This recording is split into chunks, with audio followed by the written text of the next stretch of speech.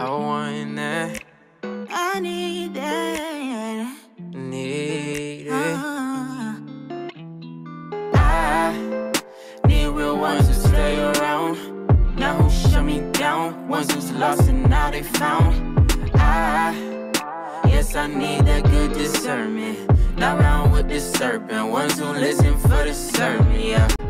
I need a love like this. I need a love like this. Someone who's patient. Salut les amis, j'espère que vous allez bien. Donc comme promis, je fais cette vidéo. Que signifie naître de nouveau?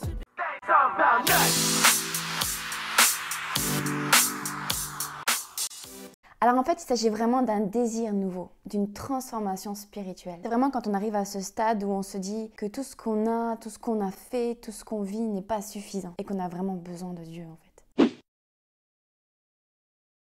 Comment cela arrive-t-il? Eh bien en fait c'est le Saint-Esprit qui travaille en nous et en fonction de nous aussi. Alors par exemple si on va être quelqu'un d'assez souple au niveau de notre caractère, eh bien Dieu va nous façonner comme de l'argile. Par contre si on est quelqu'un de dur, de résistant, d'orgueilleux, Dieu va nous tailler comme du granit.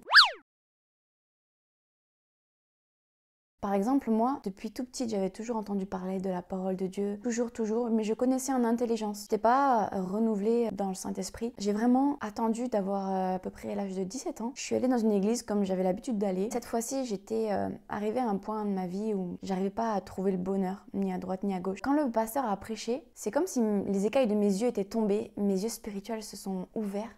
Et là, je suis vraiment née de nouveau. Pour moi, ça a été instantané. Pour certains, c'est petit à petit. Moi, ça a été vraiment instantané. Là, j'ai commencé à pleurer toutes les larmes de mon corps et à reconnaître que sans Dieu, j'y arriverais pas. Alors pourquoi ai-je besoin de naître de nouveau? Eh bien, c'est ce que Dieu attend de chacun d'entre nous. La Bible dit dans Jean 3, verset 3, « Nul ne peut entrer dans le royaume de Dieu s'il ne naît d'eau et d'esprit. » En fait, ça nous donne vraiment accès à un héritage que Dieu nous a gardé en réserve dans les cieux.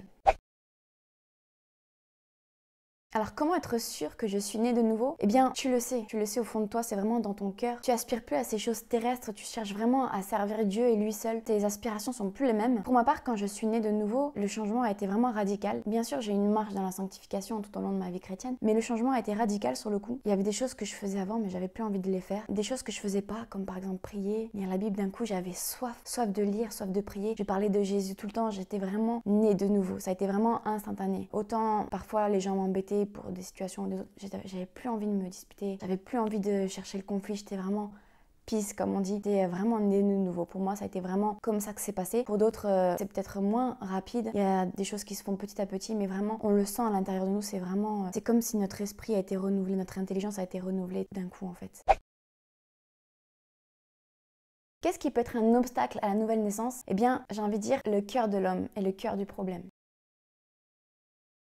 Oui, parce que Dieu résiste aux orgueilleux, mais il fait grâce aux humbles. Celui qui s'entête, qui compte que sur lui-même, sur ses propres forces, qui ne reconnaît pas qu'il a besoin de Dieu, eh bien ça peut être un obstacle. Vraiment l'orgueil aussi, c'est vraiment quelque chose qui est un obstacle vraiment à cette nouvelle naissance.